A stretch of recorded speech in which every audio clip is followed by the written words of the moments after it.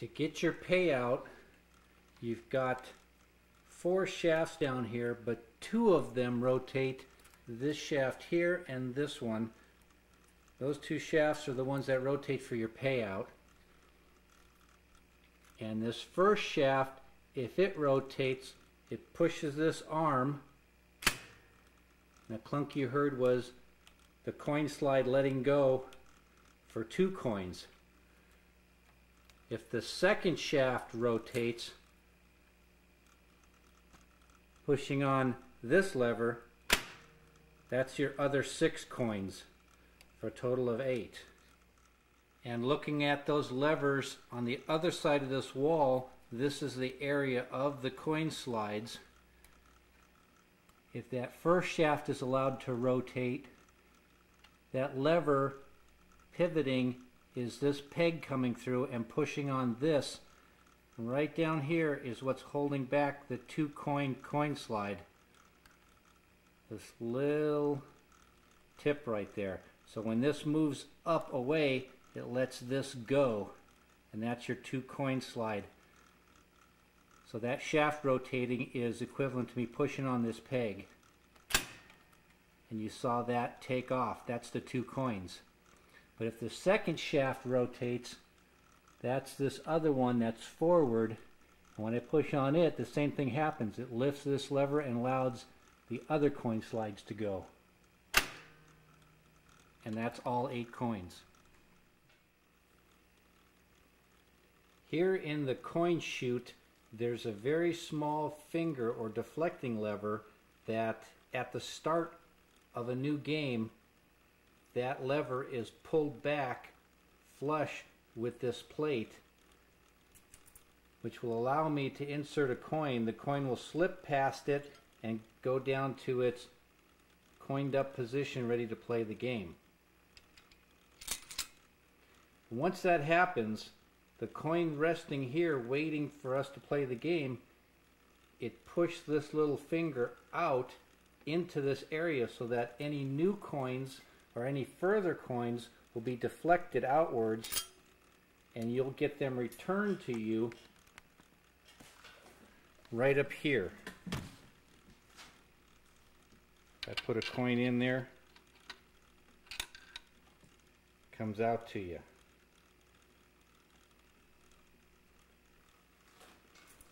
So this way it allows you to only put in 1 coin per play, and that lever will stay out until I'm ready to start the next game. Okay, it went back in now.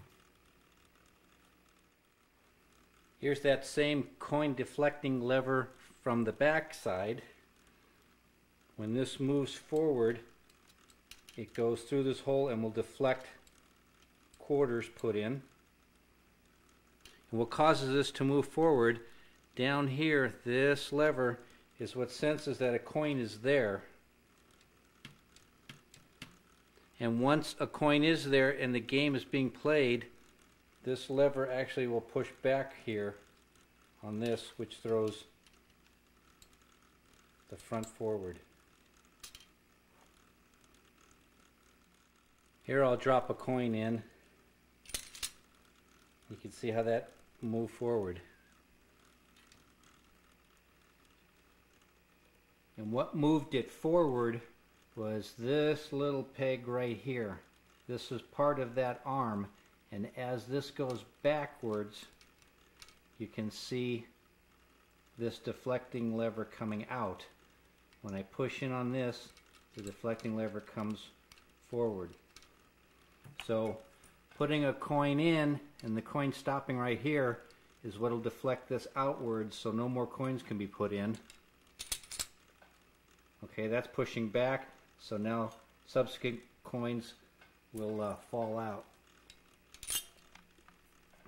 If you're playing the game, and as I have an 8 right now, I get to keep playing. Notice there's no coin here, so that's not deflecting this little or pushing this pin out. But what is the fact that this other lever which would detect a coin, is pushed farther back now because we're in the middle of playing the game. So that's even farther back, which is now allowing this to keep pushed out and deflect coins. So I can't put in coins as long as I'm continuing to play. And this little flappy piece of metal right here, it's meant to be loose. Its whole purpose is just to grab that quarter and not have it fly out into the machine, but have it stay down just enough so it'll hit this chute and come out, be returned to you properly. This is the coin tube where played coins will fall into and stack up, and you get your payout from this tube. Right above the tube is a lever that comes out, or a plate.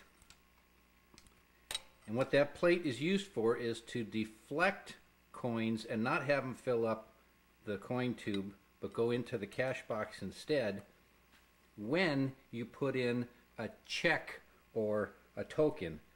I had to deface government property here because I didn't have any quarter tokens, but I'll show you what happens when you play one. It allows you to play the game, but if you notice, there's a peg that came through the hole and detected it was a token or a check, and it threw the lever out.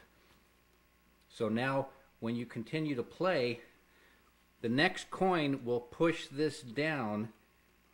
The coin will come down and it'll deflect, not go in the coin tube, but instead fall through to the cash box. So this was a way that they prevented the tokens from filling up the coin tube. Looking from the back side of the mechanism,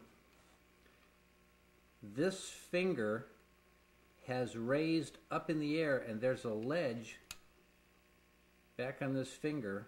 That ledge right there has come up so that it is in line with this upper finger of this next bracket. And what this finger does is it detected also that we put in a token or a check, and it lifted up so that this back ledge will block this lever from sliding. And this lever is connected to the coin payout tubes. So by playing a check or a token, not only did that other plate move forward so that it'll be deflected and not fill up the coin tube, but also this lever has raised up. So any winning combination that wants to let the coin slides release, as the coin slides release and this tries to move backwards, it's stopped by this little ledge. So we are preventing a coin payout. The operator had the ability to choose whether or not tokens would actually pay out to the customer on a winning roll of the dice. And right now it's not going to pay. Looking from the back of the mechanism, you can see there's a small lever that's painted red.